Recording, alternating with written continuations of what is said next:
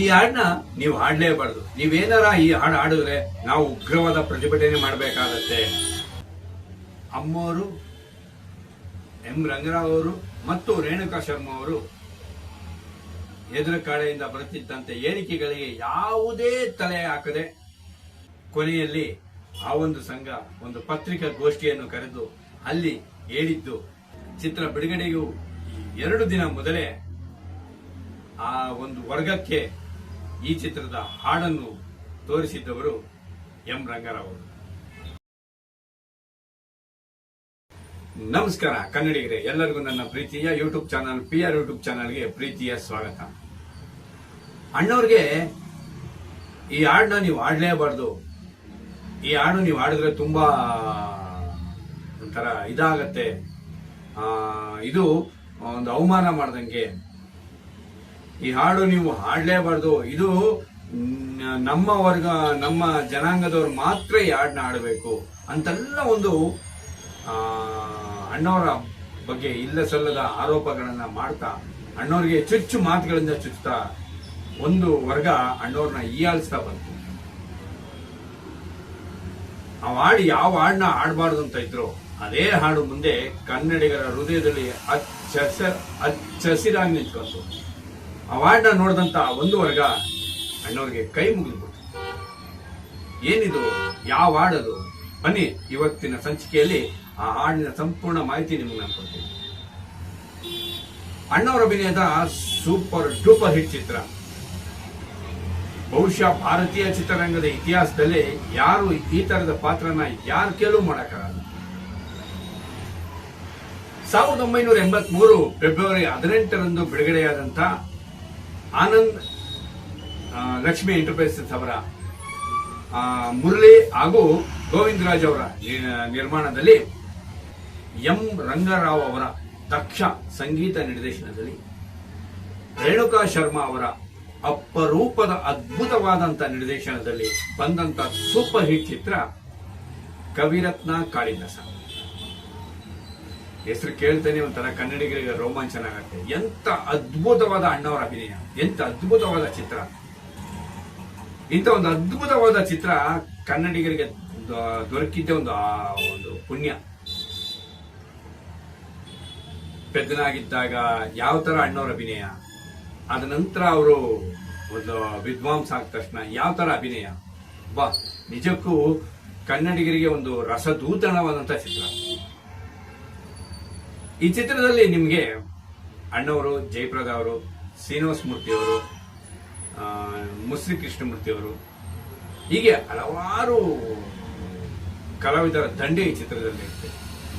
ಬೆಂಗಳೂರಿನ ಅಭಿನಯ ಚಿತ್ರಮಂದಿರ, ಗೀತಾಂಜಲಿ, ನವರಂಗ್, ಇನ್ನು ಅನೇಕ ಚಿತ್ರಮಂದಿರದಲ್ಲಿ ಚಿತ್ರ ಬಿಡುಗಡೆ ಆಗುತ್ತೆ. ಬೆಂಗಳೂರಿನ ಅಭಿನಯ ಚಿತ್ರಮಂದಿರದಲ್ಲಿ ಈ ಚಿತ್ರ 25 ವಾರಗಳ ಕಾಲ ಪ್ರದರ್ಶನ ಕಾಣುತ್ತೆ. ಎಂತ ಒಂದು ಅದ್ಭುತವಾದ ಚಿತ್ರ ಅಂದ್ರೆ ಇದು ನಿಜಕ್ಕೂ ಕನ್ನಡಿಗರಿಗೆ ಒಂದು ಸೌಭಾಗ್ಯ. ಎಂ ರಂಗರಾವ್ ಅವರ ಅದ್ಭುತವಾದ ಸಂಗೀತ ಇರುವಂತಹ ಚಿತ್ರ. ಬೆಳ್ಳಿ ಮೂಡಿತೋ ಕೋಳಿ ಕೂಗಿತೋ, ಆಮೇಲೆ ಪ್ರಿಯತಮ ಕರುಣೆಯ ತೋರೆಯ, ಹೀಗೆ ಅದ್ಭುತ ಹಾಡುಗಳು ಈ ಚಿತ್ರದಲ್ಲಿ. ಎಲ್ಲ ಹಾಡುಗಳಿಗೆ ಕಳಸ ಇಟ್ಟಾಗೆ ಅಣ್ಣವರ ಒಂದು ಅದ್ಭುತ ಸಾಂಗ್ ಯಾವುದು? ಮಾಣಿಕ್ಯ ವೀಣಾಮುಪಲಾಲಯಂತೀಂ ಮದಾಲಸಾಂ ಮಂಜುಳ ವಾಗ್ವಿಲಾಸ. ಅದ್ಭುತವಾದ ಸಾಂಗ್. ಇದನ್ನ ಸ್ವತಃ ನಮ್ಮ ಕವಿರತ್ನ ಕಾಳಿದಾಸರೇ, ಅಂದ್ರೆ ಹಿಂದೆ ಇದ್ದರಲ್ಲ ನಿಜವಾದ ಕವಿರತ್ನ ಕಾಳಿದಾಸರು, ಅವರೇ ಈ ಗೀತೆನ ಬರೆದಿದ್ದು. ಅವರು ಬರೆದು ಬುಕ್ಕಲ್ಲಿ ಇಟ್ಟಿದ್ರಂತೆ. ಅವರು ಬರೆದಂತ ಈ ಗೀತೆನ ಈ ಚಿತ್ರಕ್ಕೆ ತಗೊಂಡು ಕೆಲವೊಂದಿಷ್ಟು ಮಾರ್ಪಾಡು ಮಾಡಿ ಆ ಹಾಡನ್ನ ಚಿತ್ರದಲ್ಲಿ ಹಾಕ್ತಾರೆ. ಎಂತ ಒಂದು ಅದ್ಭುತವಾದ ಗೀತೆ. ಈ ಗೀತೆನ ಚಿತ್ರದ ಇದು ಕವಿರತ್ನ ಕಾಳಿದಾಸ್ ಅವರೇ ಬರೆದಂತ ಗೀತೆನ ತಗೊಂಡು ಇದನ್ನ ಮಾಡಬೇಕು ಅನ್ನೋ ಸಮಯದಲ್ಲಿ ಒಂದು ವರ್ಗ ಈ ಗೀತೆನ ಅಣ್ಣವ್ರು ಆಡಬಾರ್ದು, ಯಾಕಂದ್ರೆ ಇದು ದೇವ್ರಿಗೆ ಒಂದು ಆಡುವಂತ ಹಾಡು, ಇದನ್ನ ಬರೀ ನಮ್ಮ ಜನಾಂಗದವರೇ ಹಾಡಬೇಕು, ನಮ್ಮ ಜನಾಂಗ ಬಿಟ್ಟು ಬೇರೆಯವರು ಈ ಹಾಡನ್ನ ಆಡಬಾರ್ದು. ಇದು ಅವಾಗ ಈ ಹಾಡಿಗೆ ಒಂಥರ ಅವಮಾನ ಮಾಡ್ದಂಗೆ ಮತ್ತೆ ದೇವರಿಗೆ ನಾವು ಅಪಮಾನ ಮಾಡ್ದಂಗೆ ಆಗತ್ತಂತ ಒಂದಿಷ್ಟು ವರ್ಗ ಅಣ್ಣವ್ರನ್ನ ಹೀಯಾಳಿಸ್ತದೆ. ಈ ಹಾಡು ಆಡಬಾರ್ದು, ಈ ಹಾಡು ಆಡ್ಬಿಟ್ರೆ ತೊಂದರೆ ಆಗತ್ತೆ, ಇದು ಬರೀ ನಮ್ಮ ಜನಾಂಗದವ್ರು ಮಾತ್ರ ಆಡುವಂತ ಹಾಡುಗಳು ಅಂತೆಲ್ಲ ಹೇಳ್ತಾರೆ. ಆಗ ಅಣ್ಣವ್ರಿಗೆ ಅಯ್ಯೋ ಹೌದಾ, ಏನಿದು, ನಾನು ಈ ಹಾಡು ಆಡಬಾರ್ದ ಅಂತ. ಯಾಕೆ ಆ ಜನಾಂಗ ಈ ಹಾಡನ್ನ ಆಡಬಾರ್ದು ಅಂತ ಹೇಳ್ತಾರೆ? ಯಾಕಂದ್ರೆ ಅಣ್ಣವರು ಕೆಳಮಟ್ಟದ ವರ್ಗದಿಂದ ಬಂದಂತ ಒಂದು ಜಾತಿಯಲ್ಲಿ ಹುಟ್ಟಿದಂತ ಅಣ್ಣವರು. ಈ ವರ್ಗದಿಂದ ಬಂದವರು ಇಂಥ ಒಂದು ಅದ್ಭುತವಾದ ಹಾಡನ್ನ ಆಡಬಾರ್ದು, ಇದೆಲ್ಲ ದೇವ್ರಿಗೆ ಅಂತಾನೆ ಮೀಸಲಿಟ್ಟ ಹಾಡುಗಳು ಅಂತೆಲ್ಲ ಆ ವರ್ಗ ಅಣ್ಣವ್ರನ್ನ ಹೇಳ್ತಾ ಬರುತ್ತೆ. ಆಗ ಅಣ್ಣವರು ಹೌದು ಇರ್ಬೋದು, ನಿಜ ಇರ್ಬೋದೇನು, ಇಂಥ ಒಂದು ಅದ್ಭುತ ಗೀತೆಗಳು ಅವರೇ ಆಡ್ಲಿ ಅಂದ್ಬಿಟ್ಟು ಅಣ್ಣವ್ರು ಸೈಲೆಂಟ್ ಆಗ್ತಾರೆ. ಆದ್ರೆ ಇಲ್ಲಿ ರೇಣುಕಾ ಶರ್ಮಾ ಅವರು, ಎಂ ರಂಗರಾವ್ ಅವರು ಮತ್ತು ಅಮ್ಮವರು 3 ಜನಕ್ಕೂ ಬಿಲ್ಕುಲ್ ಇಷ್ಟ ಇರಲ್ಲ. ಇಲ್ಲ, ಇದನ್ನ ಅಣ್ಣವ್ರ ಕೈಯಲ್ಲೇ ಆಡಿಸ್ಬೇಕು. ಯಾಕೆ ಅಣ್ಣವ್ರು ಆಡಿದ್ರೆ ತಪ್ಪೇನು? ಏನಾರ ಕವಿರತ್ನ ಕಾಳಿದಾಸ, ನಿಜವಾದ ಕವಿರತ್ನ ಕಾಳಿದಾಸರು ಏನ್ ಬರೆದಿಟ್ಟಿದಾರ ಇದು ಇವರೇ ಆಡಬೇಕು ಅಂತ? ಇಲ್ಲ, ಇದು ಅಣ್ಣವ್ರ ಕೈಯಲ್ಲೇ ಆಡಿಸ್ಬೇಕು ಅಂದ್ಬಿಟ್ಟು ಆ ಕಡೆಯಿಂದ ಬಂದಂತ ಯಾವುದೇ ಹೇಳಿಕೆಗಳಿಗೆ ಉತ್ತರ ಕೊಡದೆ ಈ 3 ಜನನು ಒಂದು ಗಟ್ಟಿಯಾದ ನಿರ್ಧಾರ ತಗೊಂಡು ಈ ಚಿತ್ರಕ್ಕೆ ಈ ಹಾಡನ್ನ ಅಣ್ಣವರೇ ಆಡ್ಬೇಕು ಅಂದ್ಬಿಟ್ಟು ತೀರ್ಮಾನ ಮಾಡಿ ಅಣ್ಣವ್ರ ಕೈಯಲ್ಲಿ ಈ ಹಾಡನ್ನ ಆಡಿಸ್ತಾರೆ. ಮೊದ್ಲೇ ನಮ್ ಗಾನಗಂಧರ್ವ ಅಣ್ಣವ್ರು ಕೇಳಬೇಕೆ, ಇಂಥ ಹಾಡುಗಳನ್ನ ಅರ್ಧ ಕುಡಿದು ಬಿಡ್ತಾರೆ ಅವರು. ಎಷ್ಟು ಅದ್ಭುತವಾಗಿ, ಅಮೋಘವಾಗಿ, ಒಂಥರ ಲಯಬದ್ಧವಾಗಿ, ಎಲ್ಲೂ ತಪ್ಪಿಲ್ದೇನೆ, ಯಾವುದು ಇದಿಲ್ದೇನೆ ಅಣ್ಣವರು ಅದ್ಭುತವಾಗಿ ಆಡ್ತಾರೆ. ಇವತ್ತಿಗೂ ಸಹ ಹಾಡನ್ನ ನಾವು ಕೇಳ್ತಾ ಇದ್ರೆ ನಮ್ಮ ಮೈಯಲ್ಲಿರೋ ರೋಮ ಎಲ್ಲ ನಿಂತ್ಕೊಳ್ಳುತ್ತೆ. ನಮ್ಗೆ ಗೊತ್ತಿಲ್ದಂಗೆ ನಮ್ಗೊಂಥರ ಪೂಜ್ಯ ಭಾವನೆ ಬರುತ್ತೆ. ನಾವೆಲ್ಲೇ ನಿಂತ್ಕೊಂಡು ಹಾಡು ಕೇಳ್ತಾ ಇದ್ದ ಒಂಥರ ಕೈ ಮುಗಿದು ಬಿಡೋಣ ದೇವ್ರ ಕೈ ಮುಗಿನಪ್ಪ, ಎಂತ ಹಾಡು ಅನ್ನೋ ಒಂದು ಯಾವುದೋ ಒಂದು ದೇವಸ್ಥಾನದಲ್ಲಿ ನಾವಿದೀವಿ ಅನ್ನೋ ತರ ಬಂದು ಅಂತ ಒಂದು ಅದ್ಭುತ ಹಾಡು ಅಣ್ಣವರು ಆಡ್ತಾರೆ. ರೆಕಾರ್ಡಿಂಗ್ ಎಲ್ಲ ಮುಗಿಯತ್ತೆ. ರೆಕಾರ್ಡಿಂಗ್ ಎಲ್ಲ ಮುಗಿದ ತಕ್ಷಣ ಚಿತ್ರೀಕರಣನೂ ಆಗತ್ತೆ. ಚಿತ್ರೀಕರಣ ಎಲ್ಲ ಆದ್ಮೇಲೆ ಈ ಹಾಡನ್ನ ಮಾತ್ರ ಅಮ್ಮವರು ಹಾಗೂ ಎಂ ರಂಗಾರಾವ್ ಅವರು ಹಾಗೂ ರೇಣುಕಾ ಶರ್ಮಾ ಅವರು ಈ ಹಾಡನ್ನ ತಗೊಂಡು ಆ ಯಾವ ವರ್ಗ ಬೇಡ ಅಂತ ಹೇಳ್ತಾ ಇತ್ತು, ಯಾವ ಒಂದು ಸಂಘಟನೆ, ಒಂದು ಸಂಘ, ಆ ವರ್ಗದ ಒಂದು ಸಂಘ ಯಾವ್ದು ಬೇಡ ಅಂತಿತ್ತೋ ಆ ಸಂಘಟನೆಗೆ ಹೋಗಿ ಈ ಹಾಡನ್ನ ತೋರಿಸ್ತಾರೆ. ನೋಡಿ, ನೀವು ಬೇಡ ಅಂದಿದ್ದೀರಾ, ನಾವು ಯಾರು ಮಾಡಿದೀವಿ, ಇದರಲ್ಲಿ ಏನ್ ತಪ್ಪಿದೆ ಹೇಳಿ ಅಂತ ಹೇಳ್ಬಿಟ್ಟು ಅವರು ಆ ಹಾಡನ್ನ ತೋರಿಸ್ತಾರೆ. ಆ ಸಂಘಟನೆಯ ಕೆಲವೊಂದಿಷ್ಟು ಮುಖಂಡರು ಬಂದು ಆ ಹಾಡನ್ನ ನೋಡ್ತಾರೆ. ಎಲ್ಲರ ಕಣ್ಣಲ್ಲೂ ನೀರು ಬರುತ್ತೆ, ಎಲ್ಲ ಕೂತಿರ್ತಾರೆ, ಹಾಡನ್ನ ನೋಡ್ತಾರೆ. ಎಲ್ಲರಿಗೂ ಆನಂದ ಬಶ್ಪ ಆಗುತ್ತೆ. ಎಲ್ಲ ಎದ್ದು ನಿಂತ್ಕೊಂತಾರೆ. ಹಾಡು ಕೊನೆಗೆ ಎಲ್ಲ ಎದ್ದು ನಿಂತ್ಕೊಂಡು ಕೈ ಮುಗಿತಾರೆ. ಕೈ ಮುಗಿದ್ಬಿಟ್ಟು ಏನೂ ಮಾತಾಡದೆ ವಾಪಸ್ ಹೋಗ್ತಾ ಇರ್ತಾರೆ. ಆಗ ಎಂ ರಂಗಾರಾವ್ ಅವರು ಕೇಳ್ತಾರೆ, ಯಾಕೆ ವಾಪಸ್ ಹೋಗ್ತಾ ಇದ್ದೀರಾ, ಏನಿದ್ರು ಈ ಹಾಡಿನ ಬಗ್ಗೆ ನಿಮ್ಮ ಅಭಿಪ್ರಾಯ, ನಾವು ನಾಳೆ ಹೇಳ್ತೀವಿ ಅಂತ ಹೇಳ್ಬಿಟ್ಟು ಹೋಗ್ಬಿಡ್ತಾರೆ.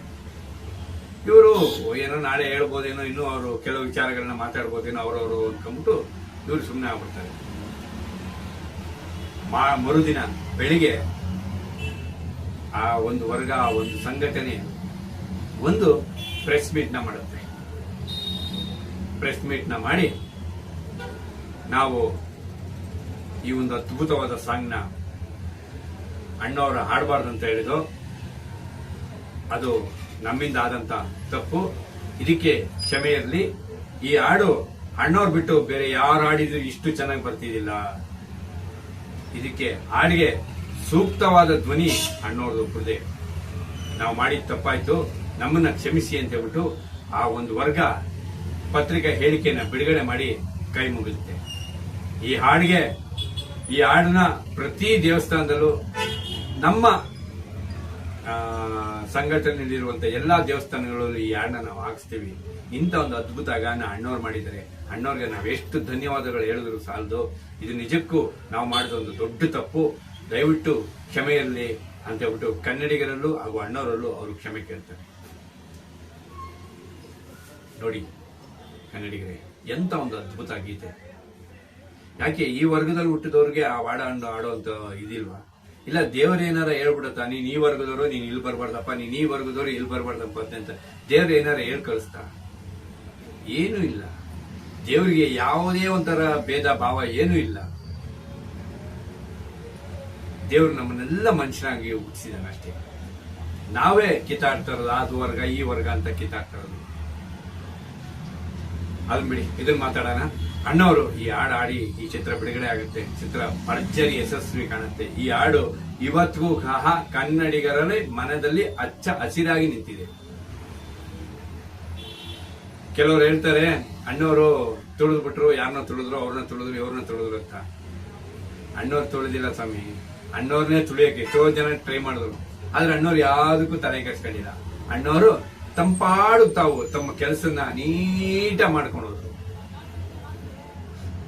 ಒಂದು ಮಾತು ಹೇಳ್ತಾರೆ, ಮಾತಾಡೋರು ಇತಿಹಾಸ ಸೃಷ್ಟಿ ಮಾಡಲ್ಲ ಅಂತ. ಇತಿಹಾಸ ಸೃಷ್ಟಿ ಮಾಡೋರು ಯಾವತ್ತೂ ಮಾತಾಡಲ್ಲ ಅಂತ. ಹಾಗೆ ಅಣ್ಣವರು. ಬನ್ನಿ ಕನ್ನಡಿಗರೇ, ಈಗ ಇನ್ನು ಹಲವಾರು ಕನ್ನಡ ನಾಡು ನುಡಿ ವಿಚಾರ ಹಾಗೂ ಅಣ್ಣವರ ವಿಚಾರನ ಹಾಕ್ತಾ ಇರ್ತೀನಿ. ನಿಮ್ಗೆ ನನ್ನ ಚಾನಲ್ ಇಷ್ಟ ಆಗಿದ್ರೆ ನನ್ನ ಚಾನಲ್ನ ಸಬ್ಸ್ಕ್ರೈಬ್ ಮಾಡಿ, ಶೇರ್ ಮಾಡಿ, ಕಮೆಂಟ್ ಮಾಡಿ, ಲೈಕ್ ಮಾಡಿ. ನಿಮ್ಮ ಅಭಿಪ್ರಾಯ ಏನೇ ಇದ್ರು ನಿಮ್ಗೆ ನೇರವಾಗಿ ತಿಳಿಸಿ. ಸಿರಿಗನ್ನಡಂ ಗೆಲ್ಗೆ, ಸಿರಿಗನ್ನಡಂ ಬಾಳ್ಗೆ. ಜೈ ಕರ್ನಾಟಕ ಮಾತೆ. ನಮಸ್ಕಾರ.